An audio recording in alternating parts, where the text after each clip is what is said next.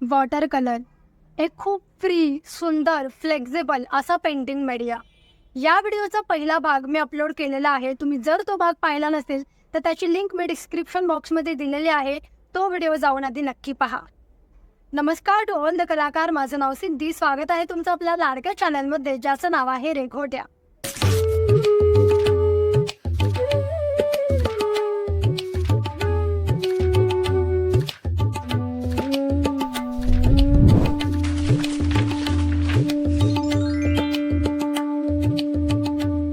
तर या व्हिडिओच्या पहिल्या भागामध्ये मी वॉटर कलरशी रिलेटेड संपूर्ण बेसिक कव्हर केलेला आहे.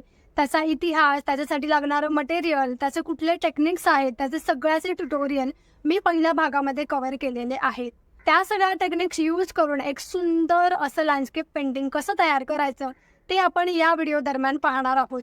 त्यामुळे हा व्हिडिओ शेवटपर्यंत नक्की पहा. या व्हिडिओमध्ये मी तुम्हाला खूप बारीक सारीक गोष्टी सांगणार आहे. पाणी किती वापरायचं, रंगाचं प्रमाण किती वापरायचं, त्या सगळ्या गोष्टी लक्षपूर्वक तुम्ही या व्हिडिओमध्ये पहा. चला तर मग व्हिडिओला सुरुवात करूयात. वॉटर कलरसाठी सगळ्यात महत्त्वाची गोष्ट लागणार आहे ती म्हणजे पेपर टेप, ज्यामुळे तुमच्या चित्राला खूप छान फिनिशिंग येतं आणि एक बॉर्डर तयार होते. त्यामुळे मी पेपरच्या चारी बाजूला टेप लावून घेते आहे.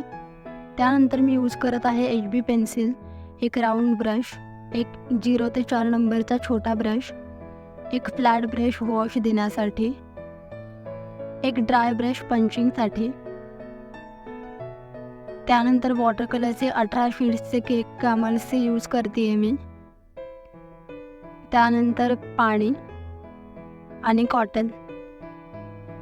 आता मी एक आडवी लाईन ड्रॉ करते ज्यात 60% भाग मी आकाशाचा आणि 40% भाग पाण्याचा असा दाखवणार आहे.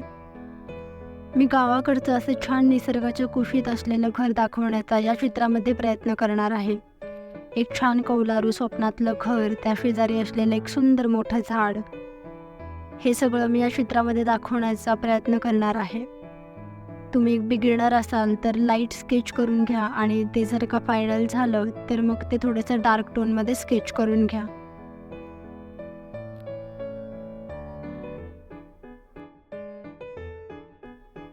आता मी फ्लॅट ब्रश यूज करून पाणी देणार आहे. पाणी फक्त मी आकाशाच्या बाजूला पाणी अप्लाय करते आहे. त्यानंतर मी त्याच्यामध्ये ॲड करणार आहे ऑरेंज कलर, जो की पाणी ओलं असल्यामुळे खूप छान ब्लेंड होईल.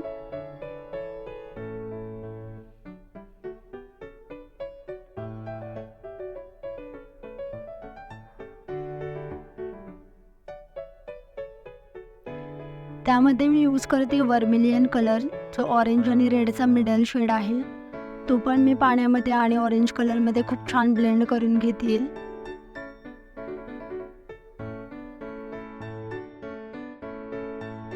त्यानंतर मी यूज करते ब्लू कलर, कारण मला संध्याकाळचं असं वातावरण दाखवायचं आहे. त्यामुळे मी ऑरेंजच्या वरच्या बाजूला ब्लू कलर यूज करते.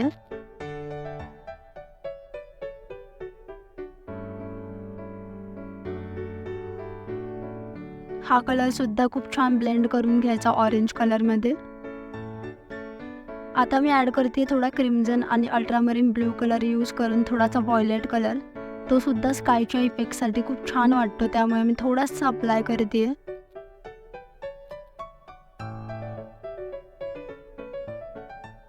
त्यानंतर मी परत थोडा ऑरेंज कलर ॲड करते, कारण वॉटर कलरमध्ये बऱ्याच वेळा कलर ड्राय झाल्यावरती खूप लाईट वाटतात. त्यामुळे जशी तुम्ही प्रॅक्टिस कराल तुम्हाला डार्क लाईट क्वांटिटीचा अंदाज येईल. त्यानंतर same colours me as a reflection म्हणून वॉटरसाठी यूज करते. त्यासाठी पहिला द्यायचा आहे पाण्याचं वॉश आणि मग त्यात ते अप्लाय करायचे आहेत कलर्स. ते थोडेसे ब्लेंड करून घ्यायचे तुम्हाला पाण्यामध्ये.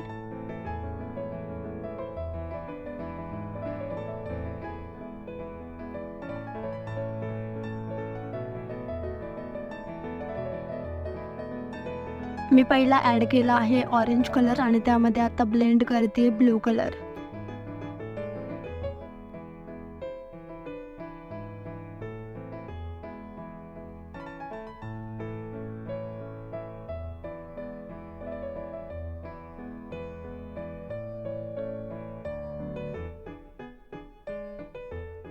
थोडा अल्ट्रामरीन ब्लू मिक्स करते थोड्याशा पाण्याच्या लाटा दाखवण्यासाठी.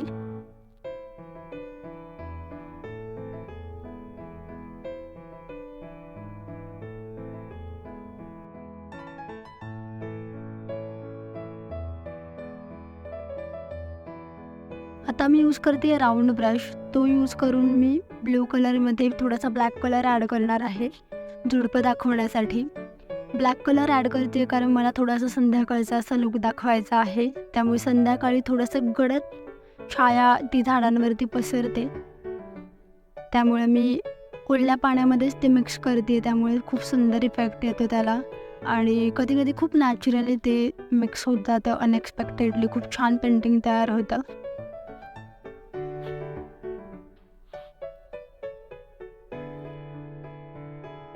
आता मी घरापुढचं अंगण काढते by using SAP green colour. इथे मी थोडेसे ड्राय ब्रश आणि वाईट स्पेसिंग या टेक्निक्स यूज करते.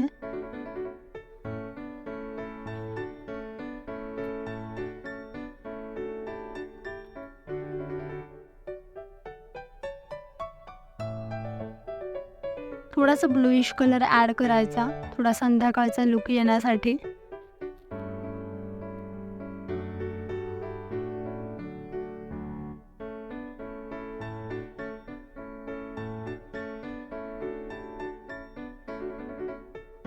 आता मी ग्रीनमध्ये ब्लॅक कलर ॲड करून छोटी छोटी झाडं गवतं दाखवते आहे. वॉटर कलरमध्ये काही गोष्टी लाईट आणि काही गोष्टी अशा डार्क अशा बॅलन्स खूप छान वाटतात. त्यामुळे मी छोट्या छोट्या डार्क टोन्स पण ॲड करते आहे माझ्या ड्रॉइंगमध्ये.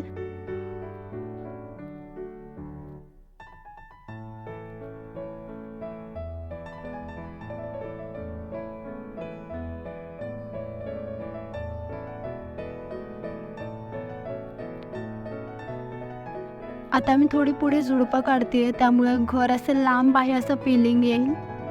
पेंटिंग खूप असे लांबून कॅप्चर केली असं वाटेल. आणि या सगळ्या गोष्टी तुम्हाला ओल्यामध्ये करायच्या आहेत. पेपर तुमचा ओला असताना करायचा आहे. पेपर ड्राय झाल्यावरती तसा नॅचरल इफेक्ट इतका येणार नाही. त्यामुळे हँडमेड पेपरच यूज करा. हे सगळं मटेरियल जे मी यूज केलं आहे त्याची लिंक मी तुम्हाला डिस्क्रिप्शन बॉक्समध्ये देत आहे. तुम्ही तिथून ऑनलाईन ऑर्डर करू शकता सगळ्या गोष्टी.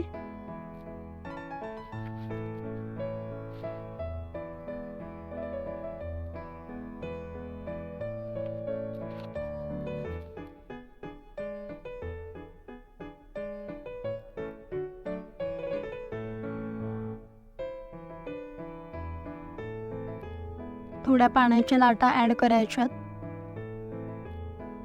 आता मी ॲड करते ग्रीन कलर्सचे फ्लो जे की झाडाचा खूप सुंदर इफेक्ट देतील. आणि त्यामध्ये मी ऑरेंज कलर काही काही ठिकाणी सोडला आहे मुद्दामूनच, जेणेकरून झाडामागचा असा तो सूर्यप्रकाश खूप छान पद्धतीने दिसेल.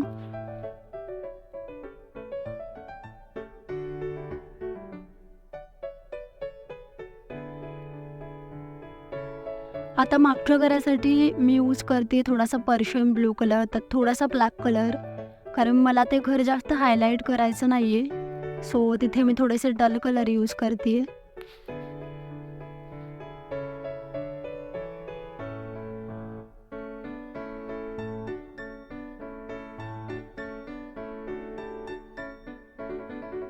आता मेन जे हायलाइटेड घर आहे त्यासाठी मी यूज करते पिकॉक ब्लू कलर.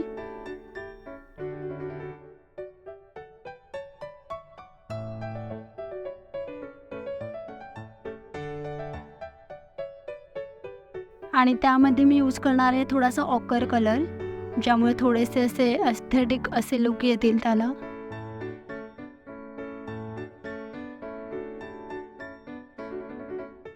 ऑकर कलरमध्ये मी थोडासा ब्राऊन कलर ॲड करते, ज्यामुळे ते खूप जास्त ब्राईट वाटणार नाही.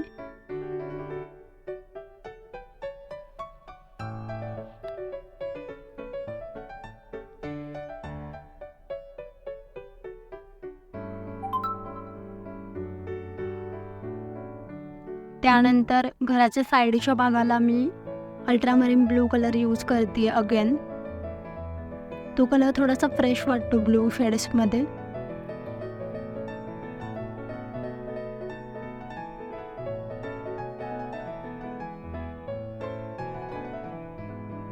दरवाजे आणि खिडक्या काढण्यासाठी तुम्हाला व्हाईट स्पेसिंग ठेवायची आहे, याची प्रॅक्टिस तुम्ही नक्की करा.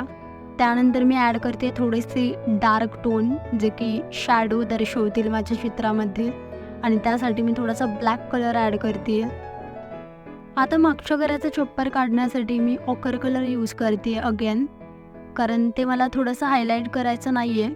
मला पुढे काढलेलं घर जास्त हायलाईट करायचं आहे. लाईट टू डार्क या टेक्निक कायम लक्षात ठेवा. अजिबात फक्त प्लेन टोन अजिबात द्यायचा नाही. एका साईडने डार्क आणि दुसऱ्या साईडने लाईट असे टोन द्यायचे.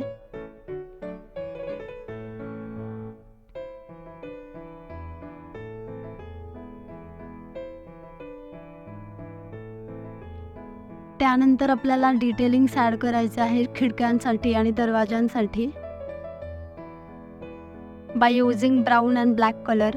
आता मी इंडियन रेड हा कलर यूज करते मेन हायलायटेड घराला. इंडियन रेड कलर देते जो की कोकणातल्या घरांना असतो, आणि ग्रीन आणि रेड हे अपोजिट कलर असल्यामुळे ग्रीन झुडपांमुळे ते खूप छान वाटतं दिसायला. कारण जे काही झाडाचं छप्पर असतं ते लालसर छपरामुळे खूप जास्त उठावदार दिसतं.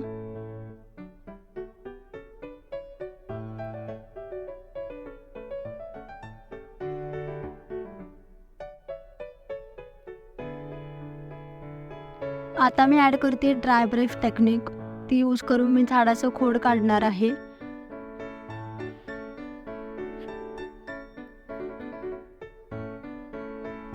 थोडेसे डिटेलिंग्स करून घ्यायचे घराचे. ब्लॅक कलर यूज करताना पाण्याची क्वांटिटी कमी ठेवायची आणि कलरची क्वांटिटी जास्त ठेवायची. बऱ्याचशा डिटेलिंग फाईन ब्रशने केल्यावरच खूप छान होतात अशा नाही आहेत. थोड्याशा ड्राय ब्रशने केल्यावरती पण तितक्याच त्या रिअल वाटतात. त्यामुळे मी इथे झाडाचं खोड काढण्यासाठी पण ड्राय ब्रशची टेक्निकच यूज करते आहे.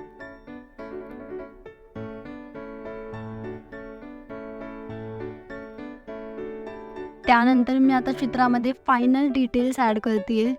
सो ती बारकावे नीट पहा आणि सगळी प्रोसिजर प्रॉपरली तुम्ही निरीक्षण करा आणि ती आत्मसात करा. तुमच्या चित्रामध्ये त्याचा वापर करा.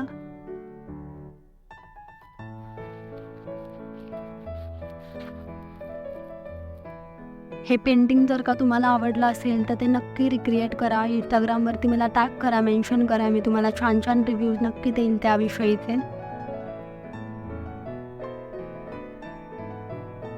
मी फायनल टच चित्रामध्ये थोडेसे ड्राय ब्रश यूज करूनच ॲड करते आहे. मला ही टेक्निक खूप आवडते.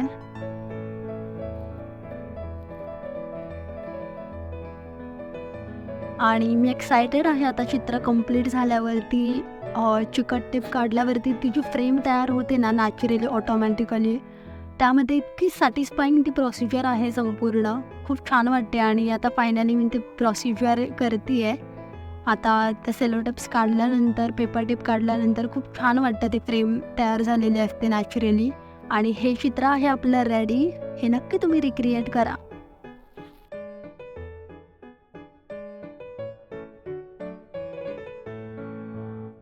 तर हे होते वॉटर कलरचे काही टेक्निक्स यूज करून केलेले लँडस्केप पेंटिंग.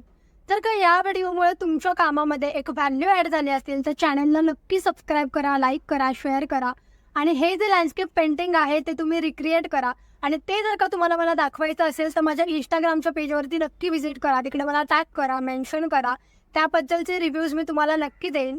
चला तर मग आपण भेटूया पुढच्या एपिसोडमध्ये एका नवीन कोऱ्या विषयासकट, एका नवीन कोऱ्या मीडियासकट. तोपर्यंत आनंदी राहा, कलेवरती खूप प्रेम करत राहा आणि पाहत राहा रेखोट्या.